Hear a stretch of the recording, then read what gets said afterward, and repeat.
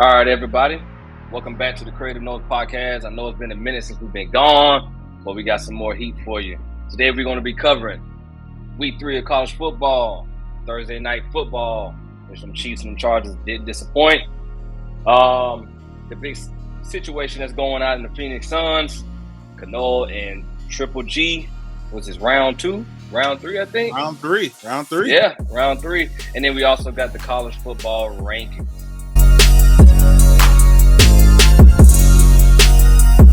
Let's go ahead and dive into it, Bobby.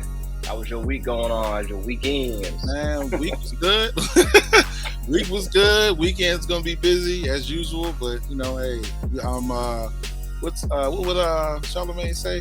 Blessed and highly favored. So yeah, there you go. But no, other than that, everything's good, man. How about you? How you been? Long week. Yeah, had to change the schedule around for the week, so a long week, but we here. We're going to get this thing rolling. No, Jeff isn't here, but he'll be back. But let's go ahead and crank this show out, man. So right off the bat, let's touch on this Phoenix Suns, man, the owner. Suspended, fined $10 million,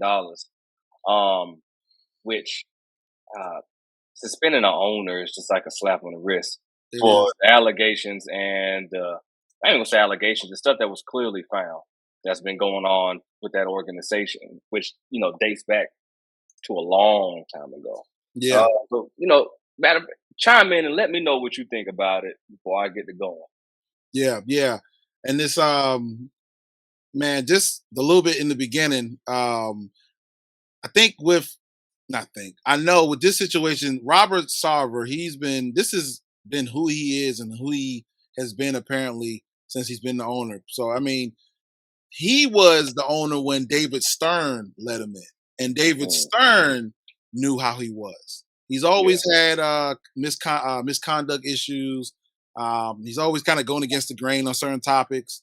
That's just kind of who he is. He's always been. So, but as usual, money talks, and it can get you in certain doors that you probably normally wouldn't be able to get into. So, but with this investigation, I mean, the thing with this is, it's interesting because a lot of people are upset because he got fined he's suspended for 1 year and he got a $10 million fine.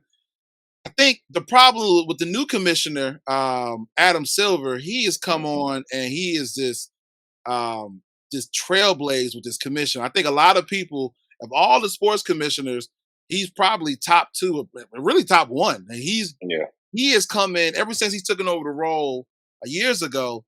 He has come in and put systems in place. He's had not really a heavy hand, but he's had a fair hand, and he's really put things in place. Like, hey, you're not going to mess with Mr. Silver. He knows what he's doing. He has a vision, and he is everything he's mapped out. He's done it. Yeah. So I think a lot of people are more upset because there's a similar incident to this where the Clippers ex-owner Donald Sterling he got caught saying the N-word on tape, and that's what started this whole fire with him, removing him as an owner. So I think with this, people were kind of like, well, if it's misconduct in the workplace, and it's been verified that he said the N-word multiple times. He even said this. This is verbatim. One of the things that he said that's been verified is that it's all these black players on the basketball team. We need to hire a black coach because they're only going to respond to a black coach. They're not going to respond to nobody white. Yeah. So this little, verbiage like that, making the workplace uncomfortable for women, making sexually suggestive sayings and, stuff like that. So I think the whole biggest thing is people got to remember is that Adam Silver works for the owners, not the other way around. And I think this is the other part too. I'm thinking too.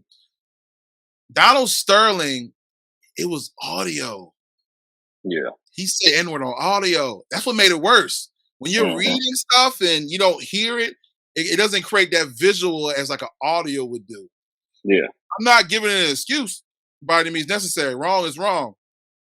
But I think Donald Sterling got a much harsher penalty. I think there's a couple things going on. I think Adam Silver was trying to make a name for himself.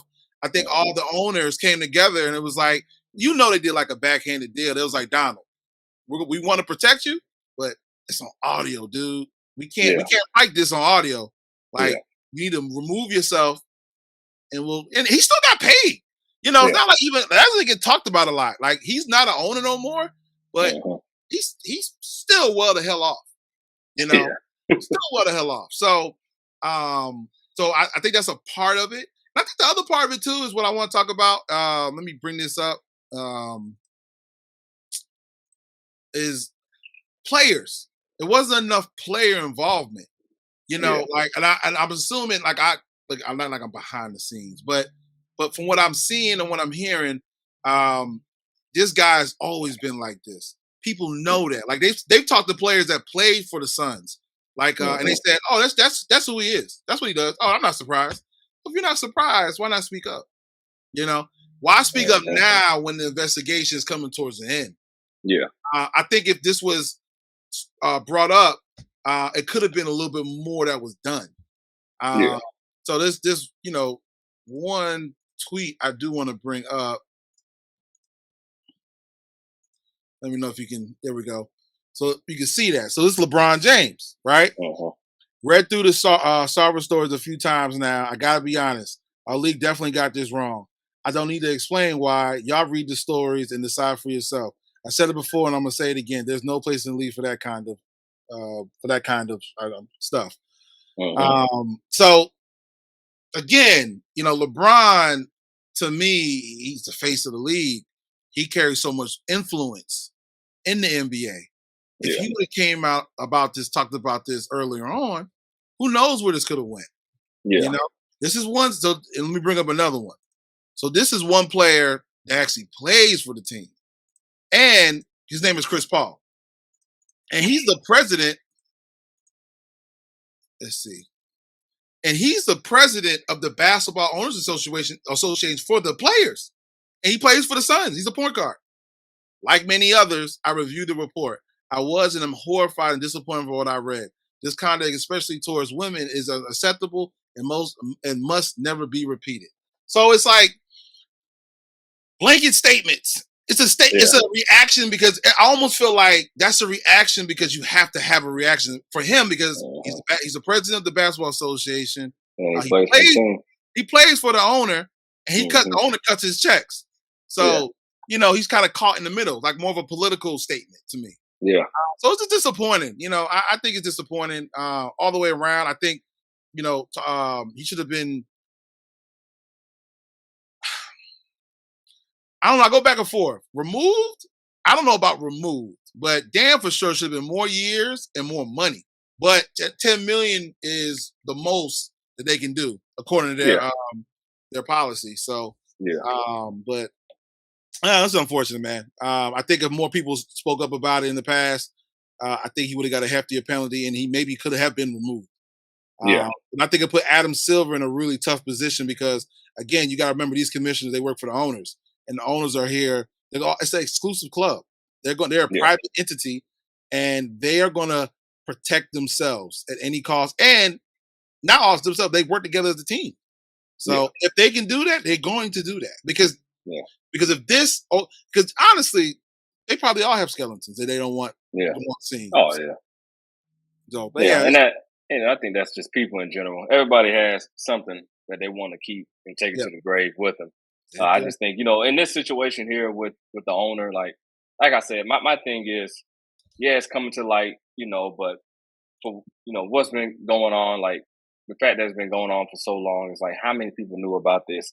And if everybody knows so much about this, it's only coming to light because I think it just got him. It started more complaints, and just where we at in this day and age, things react quicker because the way social media is, it's going to continue to fuel out, continue to melt out. It's going to more information going to continue to spill out. So the best way they can do to end it is what they just did here. My only thing is I wouldn't be surprised if lawsuits start coming out behind this.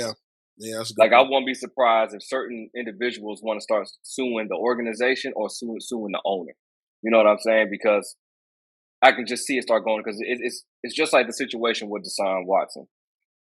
he's been having this situation this whole doggone time. And, pretty much once he started speaking on what he didn't like and what he didn't like about the head coaching, this came out.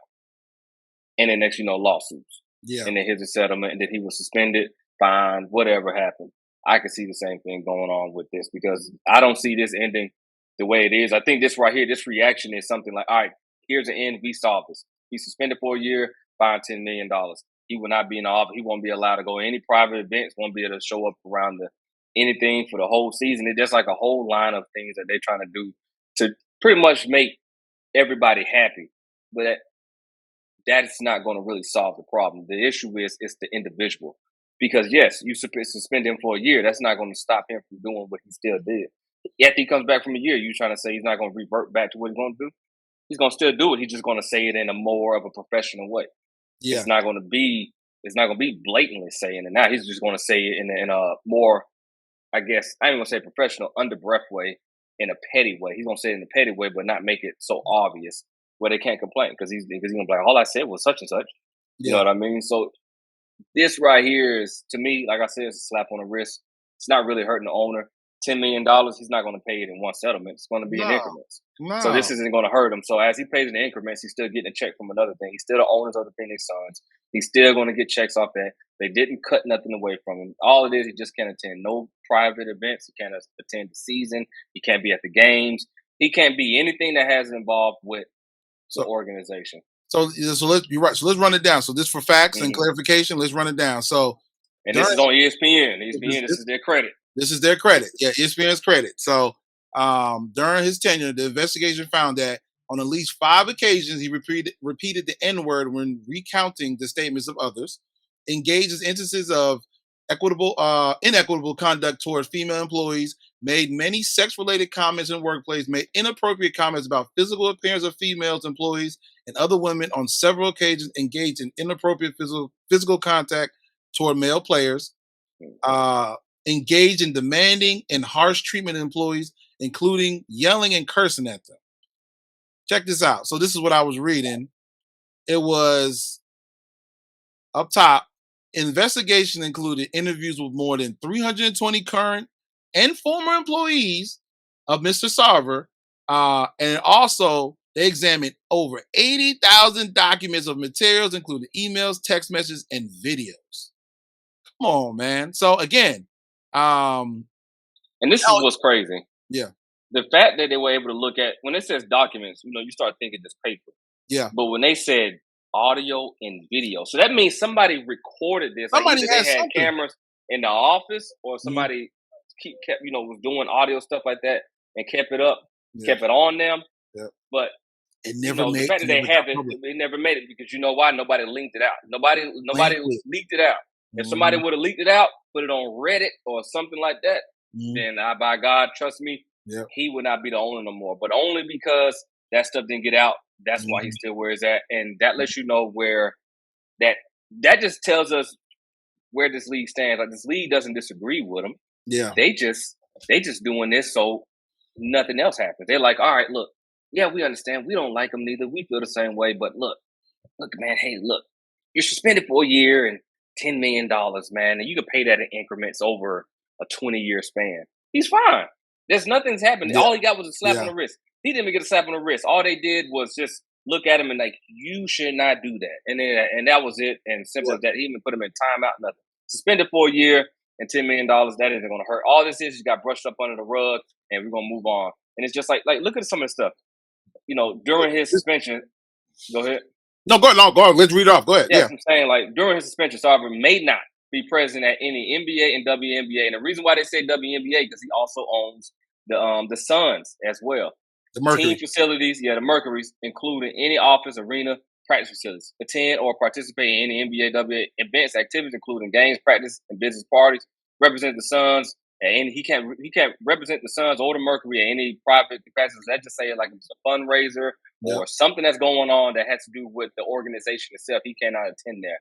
Yeah. Have any involvement with the business of basketball operations, so he would not be involved at all in it comes to votes, blah, blah, blah. And then Sarver must also complete a training program focused on respect and opportunity conducted in the workplace. I can promise you this man is not going to do that. Like, There's come no, on. and that highlighted. There's nobody's going to sit there and force him to do that. There's Right. nobody's going to force him to do that. Attend a training program. Like I mean, seriously, like this is a grown man. He knows from right from wrong. He know what he did was. He just doesn't care. So if he doesn't care, what's this like? This. Oh, you know what I say? If trust me, any punishment should be 10 million. Strip him from that and not allowed to own anything in the WNBA and NBA. It will force him to try to figure more things out in life. Yes. Or you know what I mean? And then, if it was sexual harassment or this and that, let lawsuits. I wouldn't be surprised the league paid a lot of those people so they don't go to civil lawsuits. Man, you about to that was. I can Hey, promise you because the fact now I'm starting to think if we haven't heard a civil lawsuit yet, not even one little thing. Not even thing that just lets me know they already paid a lot of those victims, and some of the them ones who they needed to pay, they paid them the most so they can shut the hell up and Yep. told them to move on. So this can be washed out. All this is just telling me that Lee doesn't care. No, And this is my thing when it comes to African Americans and where we stand. Like this is my point on this part, and then we can move forward. But when it comes to stuff like this is where I see we fail when it's instead of us trying to correct something so we can be a part of, just move in a direction where we create our own and have our own, so we won't have to worry about this. Yeah, we won't have to worry about this because this is look, disrespect to the women is it's stuff like that to just let you know where this organization stands at. Because the fact that said the disrespect to women, speaking to them in a very disrespectful way. So most likely he was whistling at them, oh you this and that, saying n words, this and that. He doesn't care. So if he doesn't care, and y'all $10 million a year ban and say he can't go to these events, so what? All he gonna do is hop on his big yacht, go to a beach somewhere, and chill with other females and do the same thing with those females. It's like you're not solving nothing. All you're doing is just what they did? They gave him a cake with a candle on and tell him to go celebrate. Yeah. That's all they did. Yeah. I'm telling you, like that $10 million isn't nothing. He's not gonna pay that in one lump sum. If they would have said you need to pay this in one lump sum, you have until 3 months from now to make this payment on this day. If it's not paid, you will be serving time in jail, and then all your other assets will be taken from you to account for that. That's one thing. But what about draft picks? They couldn't take draft picks? They're not gonna do that. You know why? Because they still got Chris Paul. So what's even crazy? The fact that Chris Paul and what's the other fellow that plays with them? He's the other superstar. Devin Booker. Devin Booker. Neither one of them. You know what they did? They pulled him in the office. Yeah. They told him, doors closed. Yeah. This is what's going to happen, and we need y'all to understand what's going to happen, and this is what we're going to do going forward. Yep. And either you with it, or if we see any sign of you want to have any kind of stand up, we're going to treat you just like Colin Kaepernick. Yeah. Hey, good segue. So one of the okay, perfect. This is why I wanted to bring up before we move on. One of the minority owners, his name is I can't pronounce his name, but one of the minority owners, it starts with J. Hold on, let's just for clarity, let's bring it up. But this the interesting part about this, there we go. Yeah, I'm not going to even attempt to pronounce that, but I'm gonna put you on screen, my brother, because you get some screen time with us. I'm telling you, but don't damage that man's name. I respect anybody. I don't care what your name is. Your name can be cookies. I'm gonna make sure I pronounce it correctly. Yes, sir. Yes, sir. So we're gonna call you Jay. So Mr. J, he's a minority owner's son. He's calling for Robert Sarver's resignation. And interesting enough, guess who he works with? Guess who this minority owner works with? Colin Kaepernick. He works with him on a lot of diversity programs or inclusive programs. So it's interesting that he's calling out for resignation for Robert Sarver. And the other part of it too is this. We talk about this all the time on this podcast, man. We talk about leaders, especially when we talk about football and the quarterback position, or just period. Like this is again the owners, they're leaders. When you own a company, if it's a Fortune 500 company and you're the owner, CEO, whatever your role is, you're the leader. You got to lead by example. And for them, for him to do this, and he's the top of the head, and he's doing that. It just shows you the culture that he had and what he allowed and what he didn't allow. It just showed that leadership was piss poor. And he'll be back in a year and act like nothing ever even happened again, and people are going to forget about it, unfortunately. So this poor leadership. So how can you expect? See, this is the thing. When it comes to an African American athlete, we're held. Let's stop. Not athletes, but let's talk about this. Period. If we're in management, or if we are, or if we're in some type of high level job, we're expected to act a certain way, talk a certain way, and do a certain way. And our leadership skills are supposed to be top notch. If this was somebody that was African American, he would not only have lawsuits, he would probably be in damn jail. And he would have been removed from the team. So I mean, it's just unfortunate, man. It's unfortunate to me, and you can't talk and preach about leadership, and we're supposed to do this a certain way, and we got to do this, and especially as an owner, you are, I hate to say it, the head of the snake, because he's snakish, but he's head of the team, man. It starts with him, and if your owner's doing, stuff like that, I mean, it's going to trickle down, and like you said, I know employees with paid off. It's NDAs. They probably got a stack like this of NDAs of just signed and bank wires, like bank wires. They got that, man. So it's that's what I'm saying, man. It's just can only do so much, and hey, at the end of the day, owners gonna look out for the owners, and that's just why I am for player empowerment. And this is why I like what LeBron has done, as far as empowering the players. I mean, I'm not gonna say he's did it, but he started that trend, because the owners aren't gonna look out for him, and they're gonna look out for themselves. And I believe the players should do the same. They're the product. If it wasn't no product, the owners wouldn't be relevant. So, but that's where I'm at with that. Yeah, I agree. So, it is what it is at this point, man. I think there's nothing you can change about it, but I love, I like sports and all, but we know what sports has always been. We know who the owners are, and where a lot of these owners stand when it comes to certain equality and how they view people. Yeah. So unfortunately, that's just what it is. And I don't knock a lot of players, wanting to make it to the leagues and this and that, but I think there just comes a point, especially as African Americans, that we got to start looking at things different and stop looking for a certain handout or a certain apology. Like, my thing is, if that's who you are and that's how you feel, understandable. I'm not here to try to change your heart. I'm not here to try to change your mind, especially if you're somebody older than me. Yeah. That's just who you are. Fine, no problem. Yeah. If you don't like certain African Americans, you don't like African Americans, period, that's your choice. Yeah. That is your choice by law. But don't expect me to curl and tuck and run. That's just not who I am. But that's another topic for another day. But the next topic, something a whole lot better. Chiefs versus Chargers Thursday night football. Yeah, man. I didn't get because the schedule changed around, so I'm at a later night, but I didn't get to catch it. But I did get to see some of the highlights, and based off what I saw,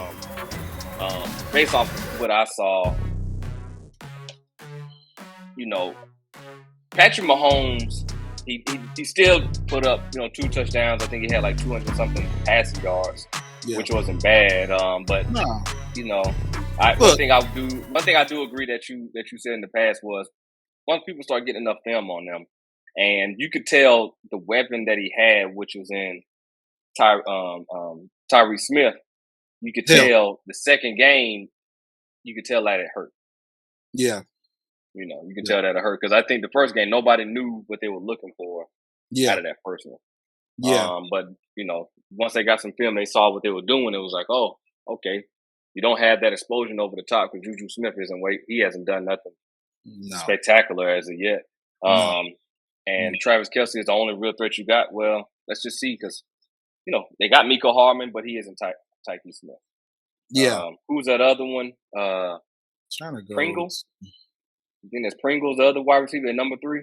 Yeah, Pringles. Yeah, he's definitely not Tyke, Travis Kelce, or Miko Hardman. So I think the Chiefs got a lot offensively because the defense is you can tell the defense is definitely not the defense that everybody thought. Yeah, and that's the problem. So I watched the game, and so Patrick Mahomes didn't have a bad game. You look at his QBR, 66.9, 2 touchdowns, 24 for 35, 235 yards. And you look at Justin Herbert. I mean, Justin Herbert, even though his QBR is lower than Patrick Mahomes by 3 or whatever it is, there's actually 2.9. It's lower by 2.9. It looks like 2.9. He actually, to me, played a hell of a lot better. And the Chargers really gave that game away. They did. They really gave the game away. I mean, the defense was on point the whole game. Actually, both defenses were, because at the half, actually going into the fourth quarter, it was tied. It was tied. That pick six. He get through that pick six, and then that's when it opened up. But the thing with Patrick Mahomes is, I think the thing for him this year, look, he's a great quarterback. I'm never saying that he's not he's a great quarterback. But I think the thing for him is he had such a lot of early success, and he's still going to continue to be successful. But I think the thing for him now is he has to learn how to be a game manager. Like, it's okay to be like, if you're up, and a game manager gets like that bad rap, and it shouldn't, because a part of being a game manager is knowing what I'm looking for, knowing what to do with the football, being safe, protecting the football, not throwing interceptions or throwing in the right. Because there's a couple of, I'm gonna be honest with you, it was about 3. Some of the footballs he threw should have been intercepted 3 times. Kyle Van Noy should have had one. Derwin James should have had 2 of them. It went to his hands and he dropped it. Like, he just threw it right to him. So it's 3 interceptions. He really should have 3 interceptions, to be honest with you. But he got lucky. So to me, he didn't play a clean game. I mean, he played a good enough game to win the game, and he has to be okay with that. And I don't know if he's okay with that, because he's used to that's not his style. Yeah. His style really is backyard football. And launching that bad boy, because he has a really hellacious arm. But the Chargers, I'm gonna tell you another thing that impressed me. Justin Herbert, man. Hey, you know what? I don't really know between Justin Herbert and Josh Allen.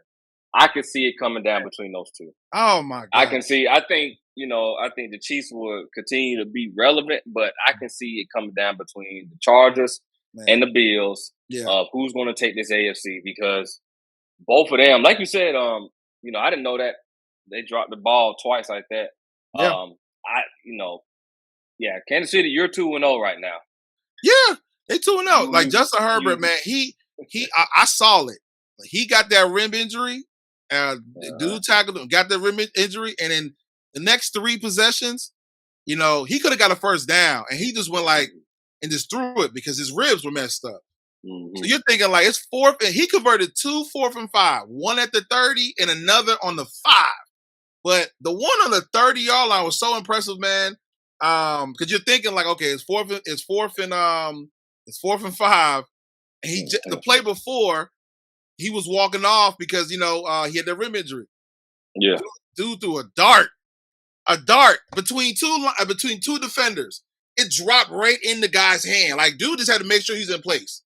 Yeah, and it's just the fight, man. Like, dude, man, that's a tough mofo, bro. Like, Justin, he might not talk a lot, because I know they get on because he's kind of quiet. He's more, I guess, analytical. Stuff like that, whatever. But man, dude is he showed me something else. He showed me some grit. And I mean, Justin, boy, they got a quarterback, man. Like, Justin, boy, he's nice. They should have won that game, man. But Patrick Mahomes is still a great quarterback, and I know I get hell on here because I don't call him greatness, but it's just you look at who's his number one. The most wrecks got Travis Kelce. Once Travis Kelce get locked down, who are you gonna go to? Now, Winston had a really decent game. Edwards-Helaire. he had a really not decent. He had a good game. Look at the he had a good receiving and he had a good rushing. Look at that. 8 carries, 74 yards, and then on Rex he had 4 and 44. Yeah. So he was moving the ball along a lot, you know. So and that's good. But man, their defense has always been suspect because Patrick Mahomes has bailed them out with the backyard football, and their defense is always going to be suspect to me. But and plus, with them already losing a honey badger to the Saints, I just think now you really about to see some. Yeah, and check this out. I'm about to say the Clippers. The Chargers should have won this game because they gave it away. And again, a win's a win. Kansas City won the game, but there was one player that didn't play. Keenan Allen didn't play with a hamstring issue. He wasn't even in the game. So I mean, so they was out with Keenan Allen, one of their top receivers. So I mean, look at the yards, man. Like Williams was eating 113. Yeah. Everett was eating. I mean, it was. Man, it's but the Chargers to me should have took it, but it was I think on tape, you know, it's again like you said at the beginning with the topic, it's more and more tape on how to play Patrick Mahomes, and I think the biggest thing for him, and I think any athlete is adjustments, you know, because once they figure you out, you're gonna have to be able to make the adjustments. It's gonna be interesting to see if he can make the adjustments, and that was my thing for him going into this year without Tyreek Hill. Because he was a big loss. They also lost Sammy Watkins. Yeah. And I think Andy Reid, his playbook I feel like it's getting a little outdated. I think people are catching on to all the motions and the redirects and all that. So that what they do, I think it's, you know, people are catching on. So, but still, look, a great game though. It came down to the wire. Fun to watch. Well, let me ask you this question. So, how do we feel about the Chargers going forward? Because their next game is against them Jags. So, I think that'd be a good bounce. Hey, they going that. Well, I don't know, man, because the Jags defense kept them in the game against Washington until Trevor Lawrence threw that interception. That's what kept them in the game. And again, that's y'all quarterback. That's Jeff.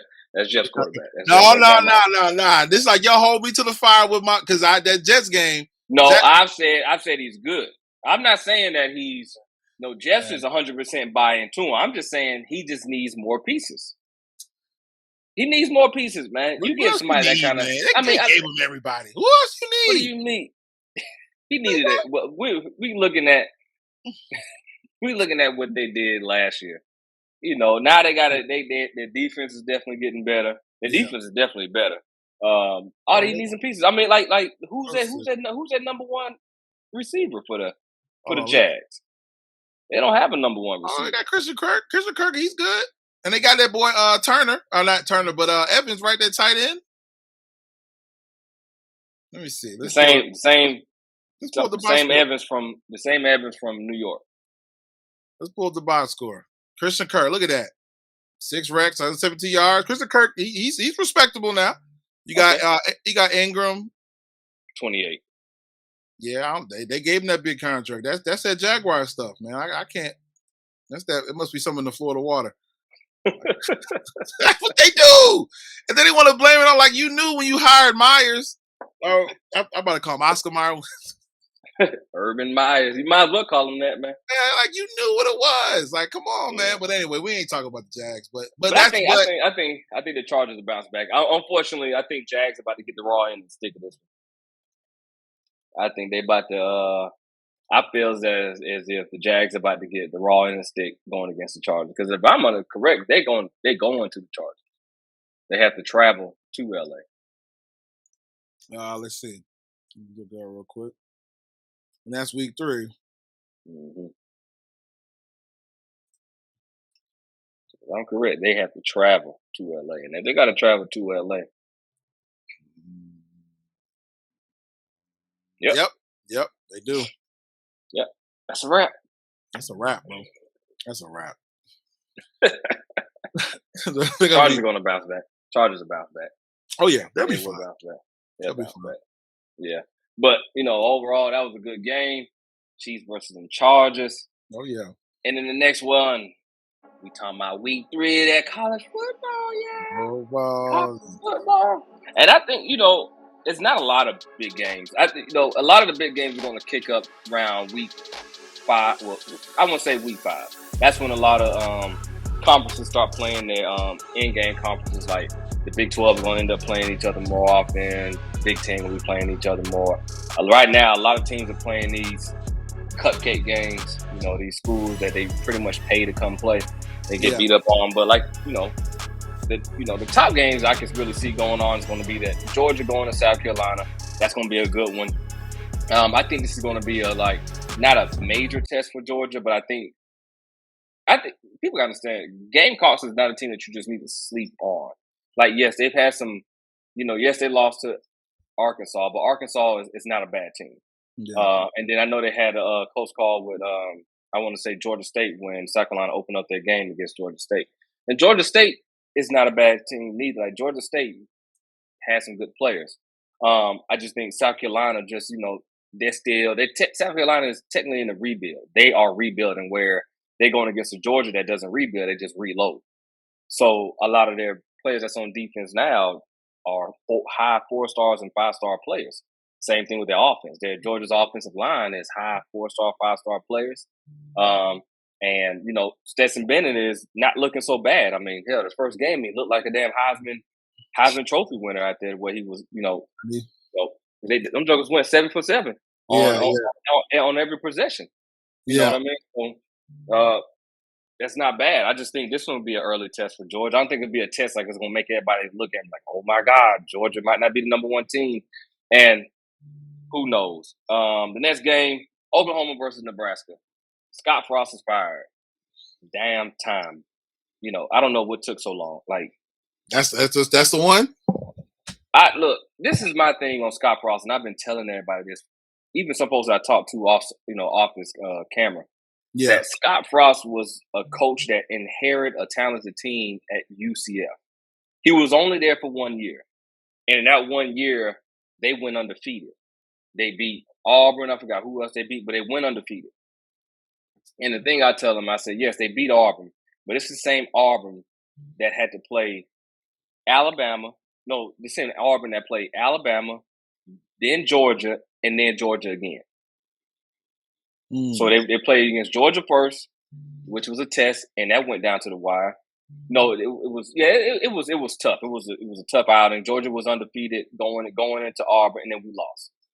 And then they had Alabama come into their home, and then they beat Alabama the same way. And then they had to play Georgia again. So you see what I'm saying? Those 3 games was tough on those players. Yeah. And so when they went and played Georgia, bounced back. Yeah, okay, you beat us the first time. You called you guys, you embarrassed us. You beat us up very bad. All right, no problem. So when Georgia ended up playing them again in the SEC championship, Georgia beat the dog out of them. Yeah. Embarrassing. And then after that point, when they went to go play UCF, half the players set out the game. Damn. So UCF didn't beat a starting lineup at Auburn. They just beat, second stringers and some third stringers because other players set out. Because a lot of them just like, well, we're not playing this game. I'm gonna get ready for the NFL, and that's what they did. Yeah, that's what a lot of schools. That's what a lot of kids are doing. If they're not in the playoff, if these top schools who's supposed to be in the playoffs don't go to the playoffs and they play a bowl game that's not the playoff, they sit out. They don't play. Damn. And that's how that works. So UCF, yes, y'all beat the Auburn team. Yeah, that didn't have all their starters. And then Scott Frost goes to Nebraska, and everybody thinking he used to, because he played at Nebraska and because he did all these great things at Nebraska, like he was a prodigal son, and ain't done shit since he's been there. Damn. He pretty much put that program into a dumpster fire. Damn. So now they got Oklahoma coming in town. Give me Oklahoma. Okay. Give me Oklahoma. Okay. Oh, So okay. Well, I know we're going through them. So Georgia is. So what's the standout game for Saturday? Standout game would be the big standout game would be the Miami versus Texas A&M. Okay. So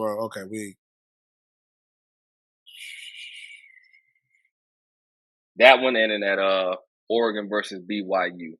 Okay. Oregon. Damn, where Miami at? We are I think that's later in the day. Keep going. there. It is. Yeah. Okay. Yep. So, I think I'm still gonna go with Texas A&M on this game. I'm still picking Texas A&M to win this one. And I know if there's any Miami fans out there, I know they're like, man, did you just see the way Texas A&M play against Appalachian State?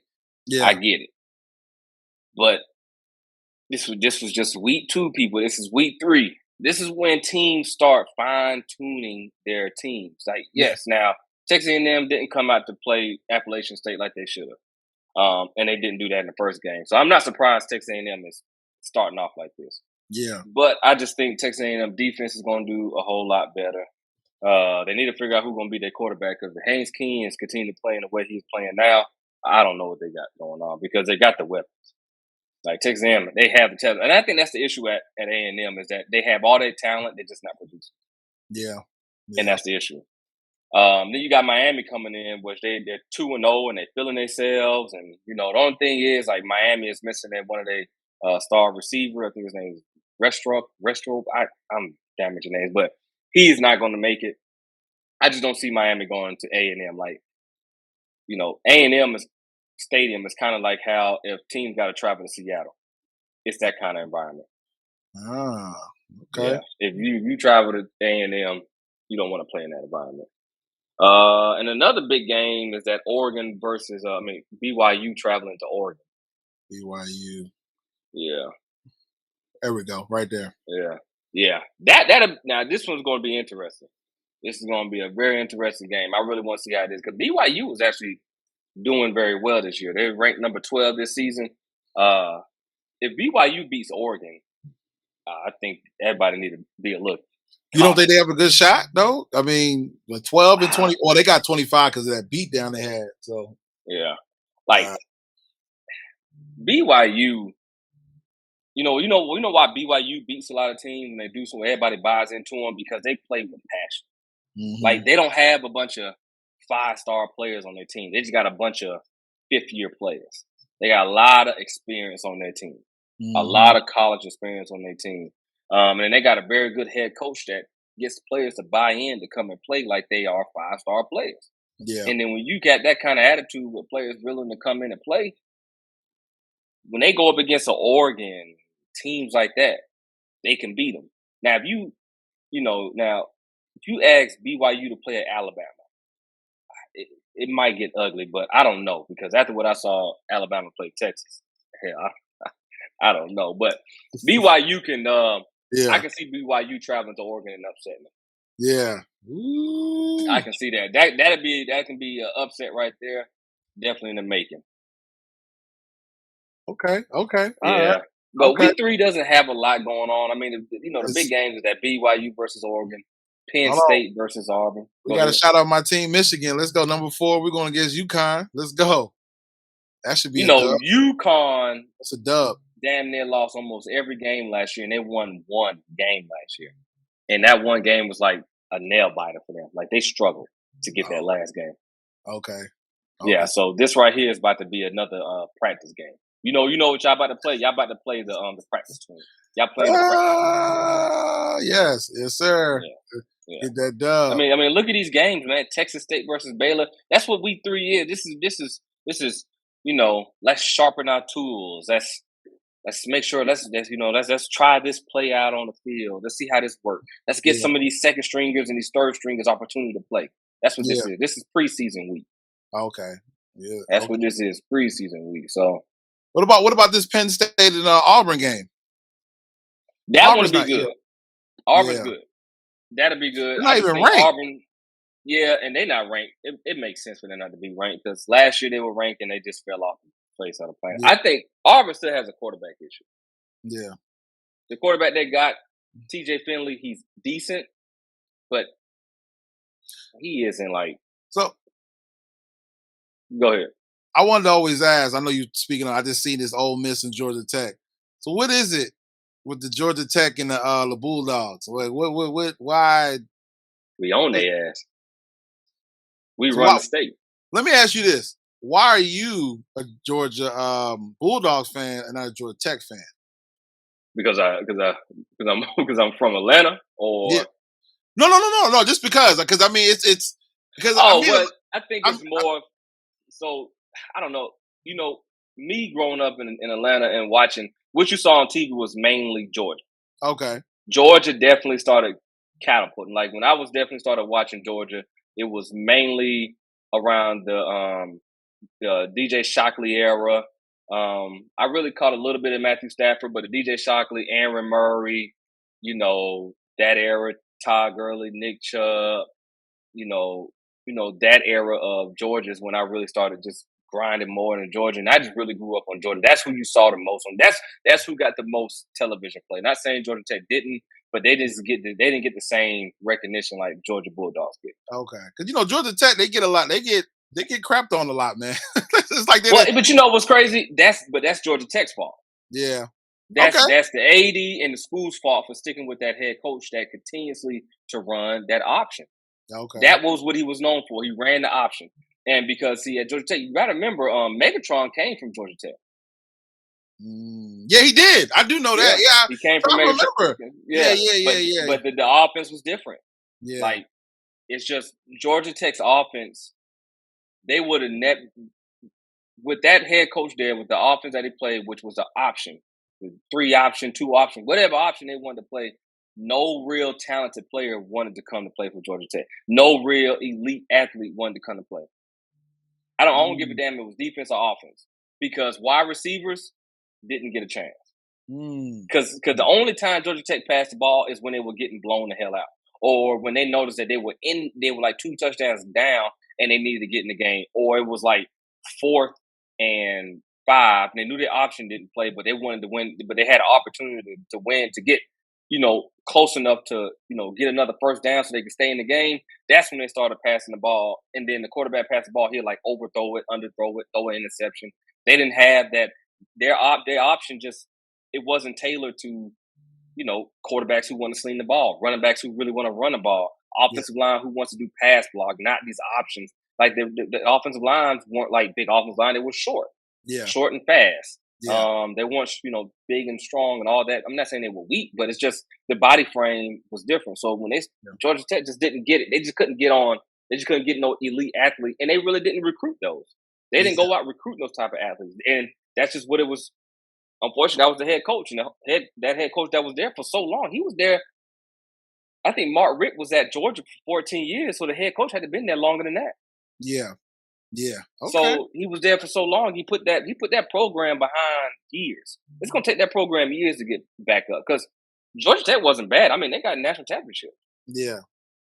So they won a bad team then, long time ago, but now they're nothing. Ole Miss is going to come in there. Georgia Tech's defense might be the only thing that might keep them in rough. You know what? This Georgia Tech now, if they continue to do what they do and they win like good games, like if Georgia Tech beats Ole Miss, that's an upset. Yeah. If they beat Ole Miss and they keep doing stuff like that and they start winning like 8, 9 games, they'll be able to go out there and get the talent. But if they keep losing, only winning 3, 4 games every season, they're just not going to get no talent. They don't get no talent. Oh, okay. Yeah. So, and I'm just a Georgia fan, hands down. I don't give a damn about Georgia Tech. Well, that's kind of the consensus there. I don't give a damn about Georgia Tech. It's Bulldogs Nation. Or now y'all don't say even Nation. What do y'all say? Bulldog what? Dog Nation. There you go. Dog Nation. That's what it is. Dog Nation. Sick 'em. DGD. Damn good dog. Oh, I've never heard that one. Yeah. That's what I'm saying. But look at these games, man. These games is going to be, this is season. Yeah. This week 3 is going to be boring. I think the only games I'm going to try to catch is that BYU, Oregon, Oklahoma. I'm definitely watching the Georgia game. That starts at 12. Yeah. That's an afternoon. Some of the other games I catch. I definitely going to watch that Miami versus A&M. That's going to be a good one. That's going to be a good one. Okay. All right. Yeah, so that's going to be a good one. All right. Yeah. So, speaking of college football, week 3, the rankings came out. Yeah. College football rankings. Let's get to the rankings. I don't see nothing wrong with Georgia being ranked number 1. If you're just going based off what you've seen so far in the past 2 weeks, okay, put them number 1. Yeah. We're just going off based off body of work of what we saw. Number one, Georgia ranked number one. Fine. You know what I mean? ESPN agrees with it. Fine. The only things we don't agree with it is the coaches poll. Coaches poll still has Alabama number one. Let me see. Okay. Yep. I see it. Okay. Yep. But Georgia ranked number one, Alabama 2, Ohio State 3, which Ohio State's going to have to get some more wins. They're going to have to get some like knockout wins, because with Notre Dame losing to Marshall like they did last week, that hurts Ohio State's resume. If when it comes down to the voting for who goes and go to the playoff, and if Ohio State has an opportunity to get in the playoff, they need like some very convincing win, because if Clemson or Oklahoma or USC starts beating up on some good teams, they can jump Ohio State and Michigan. It can happen, because Georgia and Alabama, their schedule is set. Florida is ranked. Tennessee is ranked. Kentucky is ranked. If Auburn beats Penn State this weekend, Auburn will be ranked. You see what I'm saying? A lot of these teams building up a resume. Yeah. Michigan has Ohio State, but they also got Penn State. They also got Michigan State. So they got some opportunities, won't hurt them. Like just like Alabama. Alabama got to play Arkansas. Arkansas is in their league. They also got Ole Miss. Ole Miss is ranked. So it's one of those things where certain teams, if they want to get in the playoffs, they got to hope other teams continue to play well. And it looks like between the coaches poll and the AP, I mean, they're not off. And if they are off, it's like off by like 2 or 3 for the first week. Yeah, they're not off. It's not off. I mean, no, Texas, not off at all. See, like over AP 21, and the coaches got them 20. I mean, they're kind of on par. Trying to look for a team that's not on both of theirs, but Pitt's the only one that's not on there. Yeah, it is. Pitt's right there, 23 and 25. Oh, okay, yeah.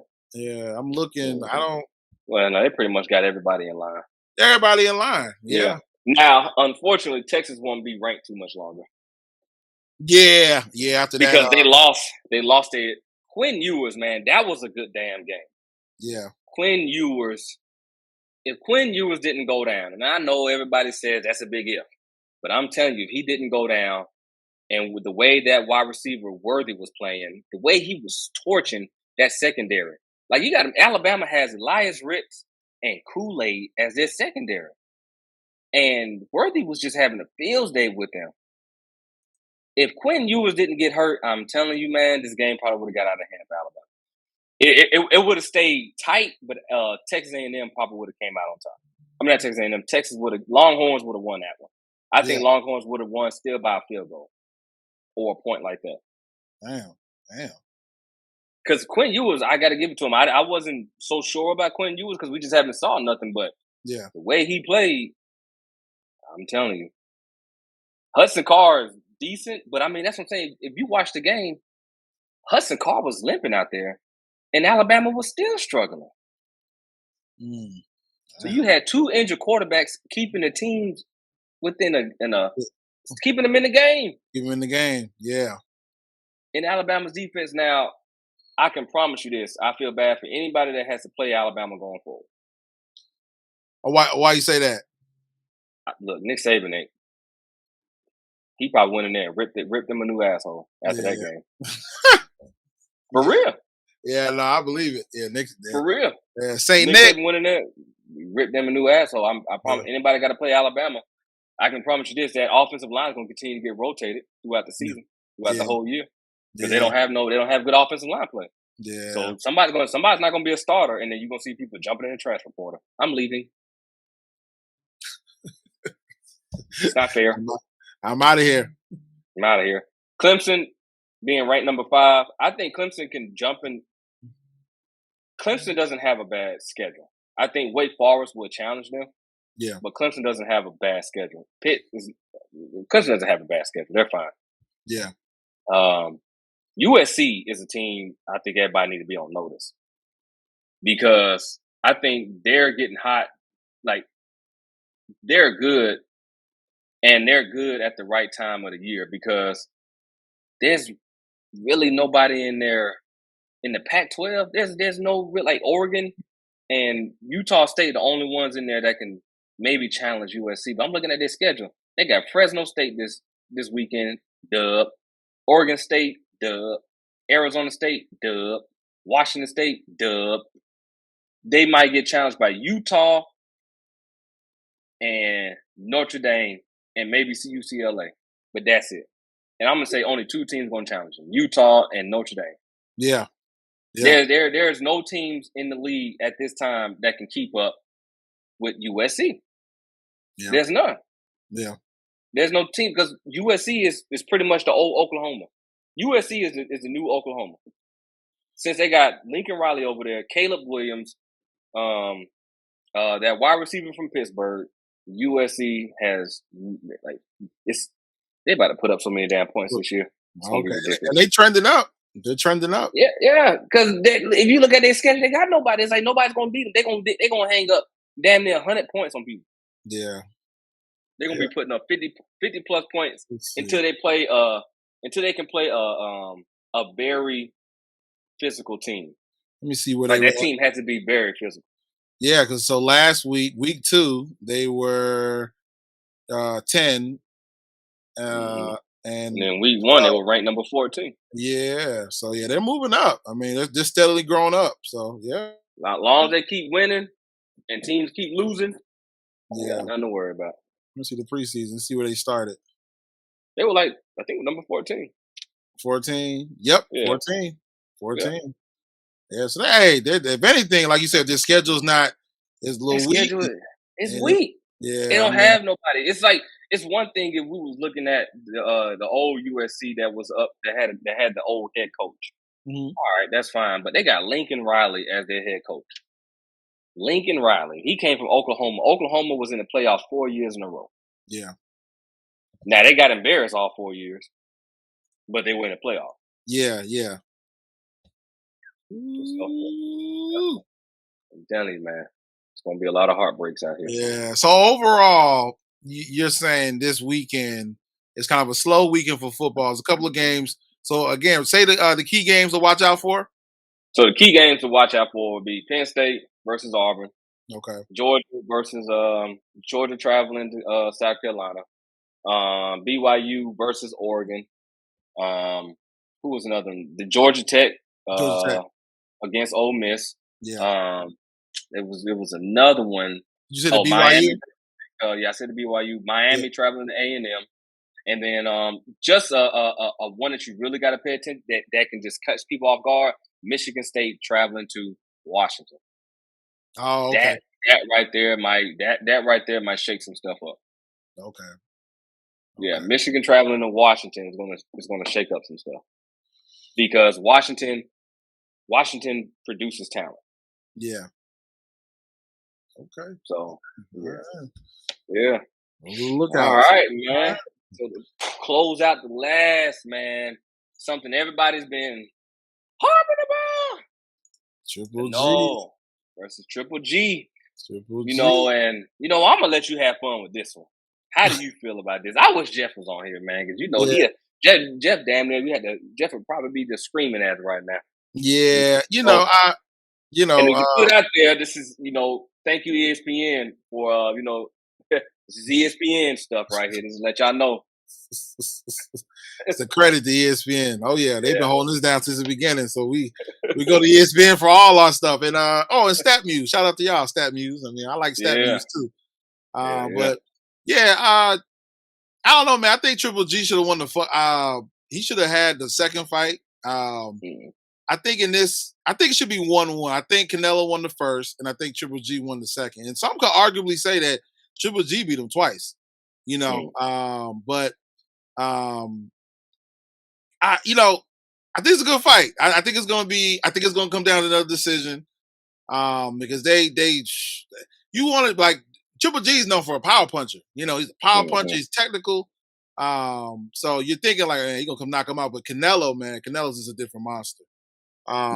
So I know Canelo's gonna be hungry because he's coming off a loss against I forgot his name, man. Man, I can't. Man, it slipped my mind that fast. what's his name? Russian. I think he's Bivol. Mm. He's coming off a loss against Bivol, which he went up a weight class to fight him. So not a lot of people expected him to beat Bivol, but it was still you know what? I'm not gonna say that was a great fight because Bivol handled him like it was a masterclass on on boxing. So he handled Alvarez, but people didn't really kill him too much for it because again he went up a weight class to go fight him. And a lot of people, kind of figured that he might lose anyway. But people are clamoring for this third fight between Canelo and Triple G because they have so much history between each other. And there's a lot of, like it says, it's a lot of bad blood between each other. Like Canelo, he's even said he, and it's not even for like this try to sell fights and say certain stuff, but he said I do not like this guy. Like no cuss words, no like added like oomph to it. He just like I don't like this guy. I think he's a bad person. Like I hate him. Like, that's what he said. And Triple G feels the same way. And because Triple G feels like he should have won both fights. He felt like on the cards they were more favorable to Canelo. And I say the second one for sure. The first one, I think Canelo got it, but I think when they first fought, I think they thought Canelo was gonna get him by a long shot, and Triple G has really been his rival. So I'm ready for this fight, man. This Saturday, I got Triple G. Even though Canelo's coming off that Bivol loss, and I know he's gonna be looking to prove himself, but man, I think Triple G is ready to wrap this up. Like he's like, man, this is it. I mean, this is gonna be the last fight between them. Was it 4 years? This is the third fight in 4 years after their rematch. I mean, these two. This is an actual rivalry. This is not like put together. They really want to see each other's heads like on the floor. So I think it's gonna come down to a decision. I think Triple G is gonna take it. Okay. All right. Well, it'll be something I definitely look out for. I like I say, man, like we said in previous, podcasts that I think we all feel that boxing is losing that juice. Yeah. Boxing is losing, and I'm not saying that boxing is just falling off the face of the planet, but it's losing its culture. And with, this Canelo versus Triple G, now you got the who's the other ones that just announced is going to be in October the 10th? Oh, we got Errol Spence, and Terrence Crawford. Yeah. And we got Tyson Fury and Anthony Joshua. And we might have Deontay Wilder and dang, the guy that Anthony Joshua just lost to. These boxers slipped my mind, man. But yeah, go ahead. But and see, that's what I say. Like now you're getting a lot of these headliners that's really going to make people go, "Oh, I want to watch this." Because think about it. I mean, like, I'm not a big boxing fan, but I wouldn't mind want to watch this fight because we know they genuinely don't like each other, and when they genuinely don't like each other, they coming out there. Well, we're not gonna fight each other in the streets, but we get the opportunity to fight each other without going to jail. We can just really just beat up on each other. Fine, let's make it happen. So you start getting these good fights that everybody want to see. This is what's going to really help boxing. It's just that how long, because now now you got this other fight going on with what's the guy that Jeff doesn't like? He says he's a Disney cartoon. Oh, Jake Paul. Jake Paul's fighting Spider-Man Silver. Yeah. It's like, all right, man, you fighting this man who hasn't done any kind of fighting, and he's retired like years ago. Yeah. You know what I mean? He's retired years ago, and you get him to do a boxing. It's one thing you get him to do an MMA fight, and Jake Paul wouldn't last. He wouldn't last a day in the octagon with him. This is what I was trying to find. I'm glad I found it. But this is the hate that Canelo has for Triple G. He's a effing a-hole. He's not honest. He pretends to be a good person but he's not. He talks a lot of ish about me. He'll say I respect him, his career, and all the other part, and he's an embarrassing boxer. He's embarrassing for the Mexican boxing. I hate that mother effer because of that. Right. He says embarrassing to the culture, Mexican boxing. Like see stuff like this. This is when it gets deep because they bringing in that culture, their livelihood, and he's that's why I say boxing. This is something that we always continue to say that this is what boxing needs. That you need genuine boxing boxers who has pride and love for this kind of sport. Yeah. Who's So gonna come out there and fight just not only for what they want, but for their country, their culture, their livelihood. And these it's two are both Mexicans, and they going at it to prove who's the best Mexican boxer. I'm telling you. And then, like the Triple G, I mean not Triple Canelo, when he lost to Bivol, Yeah. he had what it says right here 30 days, because a lot of people thought he was going, because when okay, so he was supposed to have the rematch. Well, it was supposed to be a trilogy with Triple G before he fought Bivol, but he decided Mm-hmm. to take the Bivol fight instead, and that kind of like most people were thinking like, okay, that cancels the trilogy. But since he Mm-hmm. lost so bad to Bivol, he said he had a choice to do the rematch again, because I think it was in his clause that he can get a rematch with Bivol.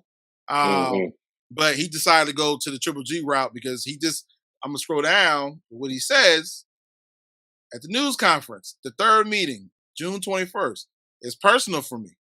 So he just said it's just personal for me because I talk about a lot of things. I just can't wait to be in the ring. When the camera's off and he's somewhere else, he says stuff about me and talks about me, and he pretends to be a good person. Just like I, quoted up there. So he's a bad guy. So he just really, They man, don't like each other. they just don't like each other, man. They just They're don't gonna like. they're gonna get in that ring, and they probably ain't gonna touch gloves. They're gonna be like, "Are you ready?" Like just ring the bell. Yeah, just ring it. And ding, ding, ding, it's going to be, you know what? That fight might start off a slugfest, and it might get technical after that. Yeah, yeah, yeah. It might be some, high emotions, some frustrations might start off in the first round, and then Yeah, you might start seeing a good fight. Because if when it's something like this, you're going to have some high emotions. Because like you said, Canelo's trying to bounce back from that bad loss that he had to Pitbull. Triple G wants to get his win back that he had in that second one. So you got a lot that's on the table. And the main thing that's on the table is who's the best Mexican boxer, and that probably will never end. yeah, yeah. Yeah, Never end. Yeah, never yeah. end. So, and then yeah, I just like I said, I got Triple G. Who you gonna take? I don't know. I'm not taking nobody. I just want to watch it. Okay, okay. I just really want to watch it because I mean, like I said, man, I've watched the boxing, man. It's never some really good boxers been on in a long time, man. It's never really been some real good fights that just make everybody else insane. UFC has been, headlining everybody, getting all these good fights in. Yeah, so Yeah, yeah, yeah, um, I'm really watch it. I mean, see who's, see who it is all about. But you know, I've, we'll see. When it comes to boxing, I'm just glad they're getting something really going. yeah. But go ahead. No, this fall is gonna be great for boxing, man. Great for boxing. Yeah, it's gonna I be can't great wait. for boxing. So one more thing, man, to touch on, man. I know this is one of your favorite topics, man. I know this is Oh something yeah, that you just love, oh man. yeah. I don't know if anybody knows all our supporters. Um, y'all should know Oh yeah. Bobby is a They huge huge, baseball fan, man. huge, huge, So huge. Albert Pujols, man, 698. Look at the He is going to timestamp. hit. No, look at the time. It just happened at 9:25 p.m. It just happened. Just He's going happened. to get that 700 before the end of the season. It's gonna happen, man. He's gonna be in that elusive 700 club, man. Like it's like, bro, it's just amazing. Like, and then again, he's clean. Like, I mean, Yeah, for him to do this in this era, and yeah, he's post, but for him to do this in this era to get to that, I don't want to. He's gonna get 700, man. Like, yeah, it's just amazing. I mean, people love yeah. him. He's a humble dude. I mean, even I think Ball 696, one of the fans came and said, "Hey, here's this ball to you. Here Hmm. you want your ball back?" And he was like, "No, it's gonna mean more to you than to me. You keep it." Hmm. So I mean, somebody like that is in his career, man. At this point in his stage, he's playing the game because he actually loves the game. I don't believe he was chasing Yeah, this record. I don't believe he was. I think he's what 42, 43 years old. Just loves the yeah, game. yeah. So a pure baseball player, and with all the it's become harder and harder to see that these days of Hmm. who's a pure baseball player and who actually really loves it. So, but Yeah. I remember when I went to my first baseball game when I was young. This is when the Braves was at the old stadium over there in Mechanicsville. And I went to a couple of them, and I always took me a baseball glove because I was just praying somebody hit a home run in the stands. That'd be that one that you can just hold forever and put that bad boy in the container and got nothing to worry about, man. Yeah. So I know you're a big fan, but I mean, like I say, baseball, man, is a great sport to watch. When you start seeing these classics, it's about to, reveal. I mean, this is in our time life. Like this is some of the things that we get to love seeing at the ages that we're at, to be able to speak about this with our grandkids. Be like, hey, man, you saw. Albert Pujols hit 700. Yeah. So, and he's very adamant. I think a couple weeks ago, he's adamant he is going to retire regardless if he breaks his record or not. So he's definitely retiring. He's very adamant. He says he is. He's not going to waver. I mean, as much as if he hits 699, he doesn't get that 700, he's going to walk away from the game. He still plans on retiring. So. And that's and that has to be hard to retire from something that you love so much.